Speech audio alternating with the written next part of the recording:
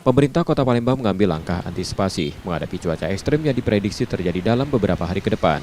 Camat, lurah, dan organisasi perangkat daerah terkait diminta untuk bersiaga dengan menyiapkan peralatan penyelamatan, dapur darurat, serta stok sembako guna menghadapi kemungkinan banjir.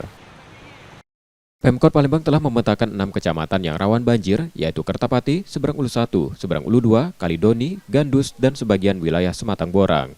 Wilayah ini dianggap memiliki potensi genangan air tinggi saat curah hujan meningkat.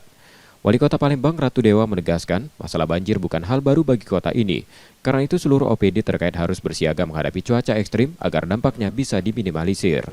Tadi kan sudah tahu kecamatan A, B, C, D yang bakal rentan dan juga genangan airnya sudah cukup tinggi. Pemetaan di lapangan sudah tahu semua. Semua sudah standby. Jadi perahu karetnya sudah standby, termasuk dinas sosialnya, tendanya sudah standby semua. Ketika terjadi genangan yang cukup tinggi, jadi perahu karetnya sudah siap, terus dapur umumnya sudah siap, sembakonya yang juga sudah harus siap, harus disebarkan, semuanya harus standby semua ketika menghadapi curah hujan yang cukup tinggi dan air pasang naik.